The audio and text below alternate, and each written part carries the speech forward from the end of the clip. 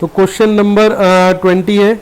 इसमें अगर हम ध्यान से देखें तो हमसे क्या कह रहा है कि बेसिकली आपको आरसी सर्किट का क्वेश्चन है, सिंपल।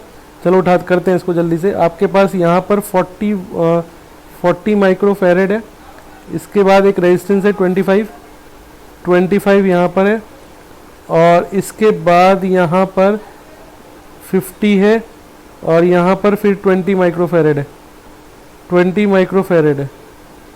तो यहाँ पर 5 वोल्ट है, और ये हो गया। तो अब यहाँ से बेसिकली करंट आ रहा है, ये एमीटर है, ये करंट आ रहा है, और ये वोल्ट मीटर है, यहाँ से करंट आएगा। चलो बैटरी से करंट आएगा, लेकिन मैंने आपको बोला था एट टाइम 0 पर कैपेसिटर में कोई चार्ज नहीं होता, याद है डायलॉग? तो वो डायलॉग याद रखना है, कोई चार्ज नहीं होगा।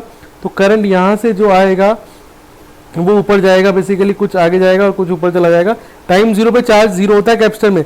और एक और बात, वोल्ट मीटर के बारे में कुछ नहीं दिया, तो वोल्ट मीटर कैसा होगा? वोल्ट मीटर होगा बेसिकली आइडियल वोल्ट मीटर होगा, तो उसके अंदर भी उसके अंदर करंट नहीं जाएगा, क्योंकि उसका रेजिस्टेंस इनफाइनाइट होगा। तो रेजिस्टेंस करीब करीब इनफाइनाइट होता है, तो उसमें भी करंट नहीं जाएगा। तो कहने का मतलब है करंट I1 यहाँ आएगा, I2 यहाँ आएगा, और करंट यहाँ से होता हुआ इधर चला जाएगा सीधा, और यहाँ से होता हुआ इधर। तो उसका कोई लेना देना नहीं है, कैपेसिटर में कुछ होगा नहीं। ए से बी तक का हम बेसिकली पोटेंशियल डिफरेंस लगा दें तो क्या लिखेंगे? VA, और यहाँ प्लस लगा देंगे या माइनस, तो VA plus I2 into 50, I2 into 50, और इक्वल टू कितना हो जाएगा? VB।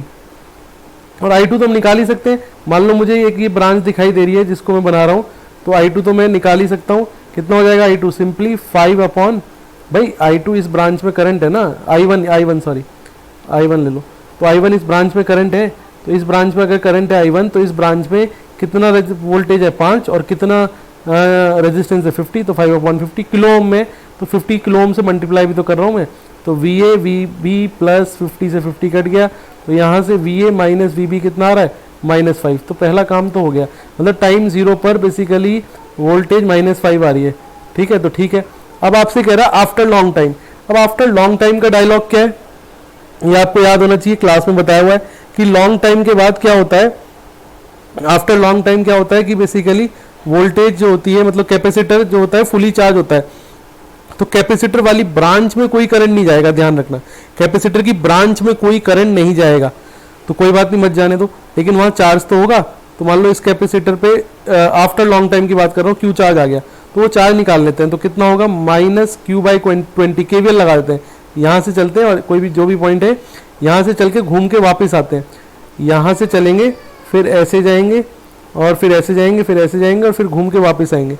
ठीक है, ओरली भी कर सकते हो वैसे तो। इस कैपेसिटर में अब एक बार बताओ, केवल 5 वोल्ट ही तो मिल रहा है इस कैपेसिटर को, या चलो KVL से करो, कोई करंट नहीं है। ध्यान रखना, इन्फिनिटी पे कोई करंट नहीं होगा। At t equal to infinity मैं लिख भी देता हूँ dialogue, T equal to infinity, no current in capacitor branch. ये याद है, no current in capacitor branch.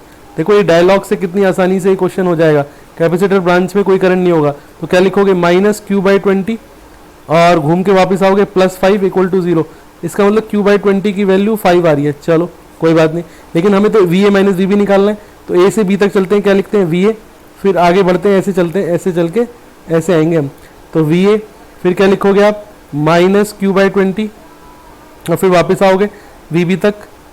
इसमें करंट है नहीं, 25 ओम में कोई करंट नहीं होगा। इन्फिनिटी पे कोई करंट नहीं होगा। इन्फिनिटी पे तो बस ऐसा दिखाई देगा, कैपेसिटर रेजिस्टेंस कैपेसिटर, और दोनों कैपेसिटर पे चार्ज होंगे अपने अपने जो भी होंगे, Q1, और यहाँ हो जाएगा बेसिकली Q2। तो बस ये ऐसे करके ऐसा आ जाएगा। तो VA minus Q/20 equal to कितना हो गया? इक्वल टू VB, और Q/20 मेरा कितना है? 5। तो VA माइनस VB कितना आ गया? 5।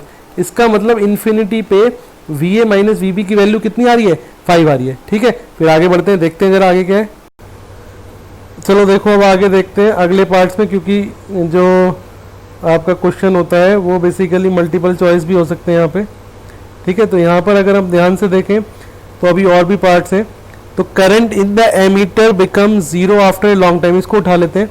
ऑब्वियसली एट इन्फिनिटी क्या होगा?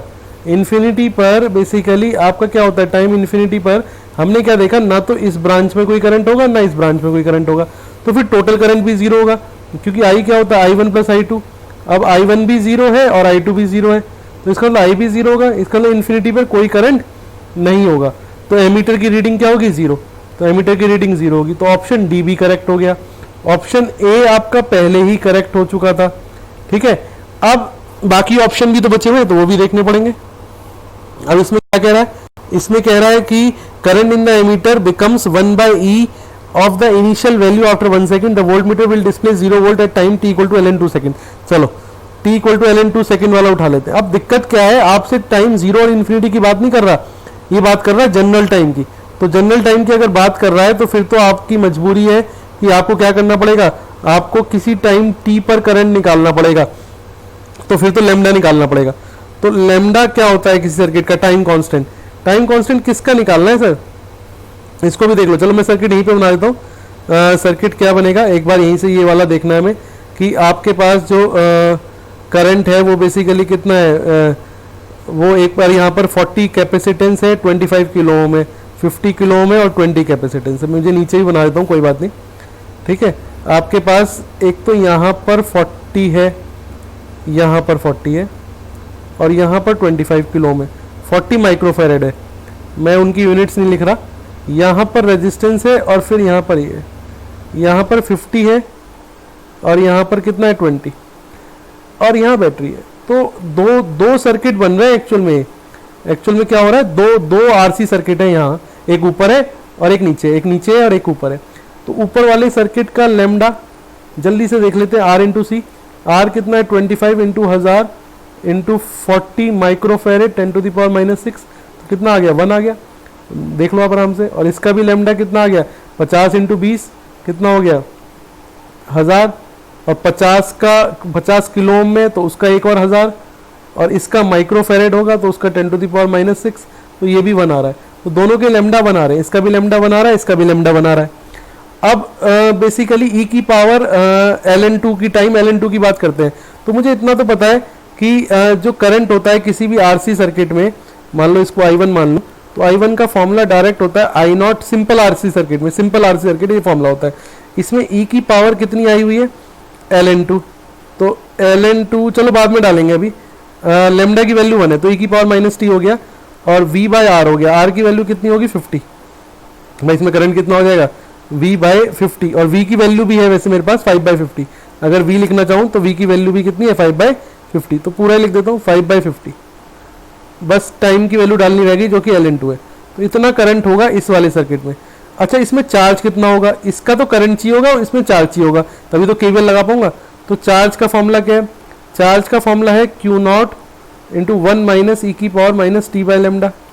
तो वो क्या हो गया? CV। C कितना हो गया? 40 और 40 C कितना होता है? 40 इंटू V कितना है? 5 और 1 - e की पावर -t/λ। इसका भी लैम्डा 1 ही है तो इसका भी t/1 कर दो, कोई प्रॉब्लम नहीं है। अब ये हो गए दोनों, यहाँ प्लस लगा दो, यहाँ माइनस, यहाँ प्लस, यहाँ माइनस। ए से बी की तरफ चलते हैं, ए से बी की तरफ चलते हैं। 2 मिनट लगेंगे। देखो, अगर हम लिखें VA फिर हम इधर की तरफ मूव करें तो क्या लिख रहे हैं? VA plus I1 into 50 kilo ohm. फिर घूम के वापस आए, उसमें क्या लिख रहे हैं हम? प्लस के बाद -q/c, माइनस का साइन है तो -q/c। तो q मेरे पास है, चलो अभी लिख देंगे, और c की वैल्यू 40, अभी इतना ही लिख रहा हूँ मैं, इक्वल टू VB। तो बस आने ही वाला है VA - VB। VA plus I1 की वैल्यू डाल देता हूँ। I1 की वैल्यू ये रही 5/50 इंटू e की पावर -t इंटू 50। q/c की वैल्यू डाल देता हूँ 40 इंटू 5/40 इंटू 1 - e की पावर -t।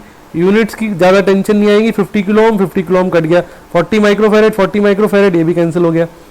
5 e की पावर -t और 1 - 5 कॉमन ले लो तो VA प्लस 5 कॉमन e की पावर -t प्लस 1 - e की पावर -t। तो एक्चुअल में कितना आ गया? 1 - e की power -2t equal to VB आ रहा है। ठीक है, वेरी गुड। अब आगे देखते हैं, बस कोई टेंशन नहीं है। तो VA - VB मेरे पास आ रहा है -5 1 - e की पावर -2t। यहाँ से e की पावर -2t, t की वैल्यू डालना रह गया। t की वैल्यू क्या थी? ln2। सॉरी 2 इंटू ई की power T, sorry sorry sorry sorry sorry, हमें लिखना चाहिए था 2 इंटू ई की पावर टी। 2 यहाँ नहीं आएगा, 2 यहाँ नहीं आएगा, 2 इस तरह से आएगा, 2 यहाँ आएगा ई की पावर माइनस टी, क्योंकि एक ई की पावर माइनस टी है, एक ई की पावर माइनस टी है, माइनस माइनस प्लस तो दोनों जुड़ के ही आएगा। तो 2 यहाँ नहीं आएगा, इसको थोड़ा सा ठीक करते हैं, 2 की वैल्यू यहाँ आ जाएगी, ठीक है। अब e की पावर ln2 क्या होता है, ये तो पता होना चाहिए। e की पावर माइनस ln2 क्या होता है, e की पावर माइनस ln2 हाफ हो जाएगा, ये मैं नहीं बताऊंगा, ये आपको पता होना चाहिए, आप मैथ्स के स्टूडेंट हो।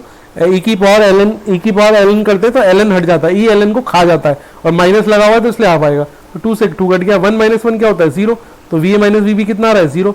इसका मतलब va माइनस vb अगर 0 आ रहा है तो इसका मतलब the voltmeter will display 0 volt at time t equal to ln2 second.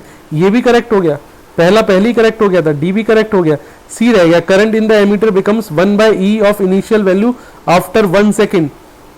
चलो ये भी चेक करते हैं।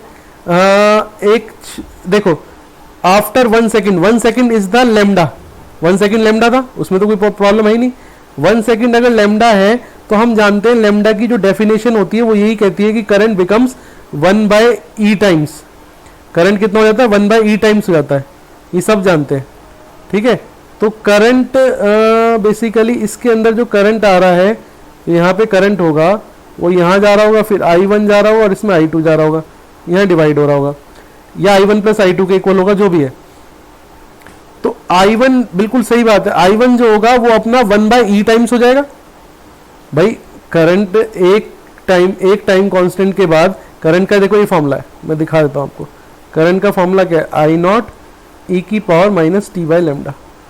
अब ये जो आई नॉट है, ठीक है, जो भी होगा आई नॉट, यहाँ थोड़ी सी प्रॉब्लम है, आई नॉट होगा वी बाई R1। अगर मैं ऊपर वाला रेजिस्टेंस लूँ दैट इज वी बाई 25, ये भी लिख देते हैं, चलो वी बाई 25 होगा। और अगर मैं टाइम को लेमडा ही डाल दूं, मतलब 1 time constant 1 second, 1 second lambda, क्योंकि लेमडा की वैल्यू 1 सेकेंड है ना, लेमडा की वैल्यू 1 सेकेंड है, और टाइम भी आपने 1 डाल दिया, तो ये 1/e तो आ रहा है, ठीक है। मतलब I1 जो आ रहा है, I2 जो आ रहा है वो भी 1/e आ रहा है। बिल्कुल सिमिलरली I1 जो हो जाएगा वो v बाई 50 इंटू 1/e हो जाएगा, ठीक है। I1 जो हो जाएगा वो v बाई 50 इंटू 1/e हो जाएगा। तो दोनों ही मतलब I1 I2, I1 भी कितना हो रहा है 1/e v बाई 50, और I2 भी कितना हो रहा है 1/e v बाई 25। तो जो I होगा वो हो जाएगा 1/e into 1/50 plus 1/25 into v, ये हो जाएगा after t equals to 1 second. अब वो कह रहा है क्या ये इनिशियल करंट का 1/e है। इनिशियल करंट क्या होगा, इनिशियली करंट एट टाइम 0 पर जो करंट होगा, टाइम 0 पे तो हमने निकाला था, टाइम 0 पे तो हमने देखा था करंट, आ जाए सेकेंड के लिए। करंट क्या हमने बेसिकली टाइम 0 पे ये निकाला, करंट था 5/50 मतलब v/50 था। ऐसे ही इस वाले में b/50 होगा, इस वाले में v/40, क्योंकि इनिशियली कैपेसिटर कुछ नहीं होता, कैपेसिटर का कोई रोल नहीं होता। तो जो इनिशियली करंट होगा टाइम 0 पे, सही बात है, टाइम 0 पे जो करंट होगा, जो मैक्सिमम करंट होगा वो v/50 होगा एक ब्रांच में, और दूसरी ब्रांच में v/25 होगा, सही बात है। और अब जो करंट आ रहा है वो 1/e आ रहा है। तो भैया ये भी ऑप्शन करेक्ट हो गया, तो चारों ही ऑप्शन करेक्ट है, चारों ऑप्शन ही करेक्ट है, उसमें कोई प्रॉब्लम नहीं, ये भी करेक्ट आ रहा है, ठीक है। इनिशियल वैल्यू का कितना आ रहा है 1/e टाइम्स आफ्टर 1 सेकेंड, क्योंकि 1 सेकेंड इसका एक तरह से टाइम कांस्टेंट है इसलिए आ रहा है, ठीक है। चलो फिर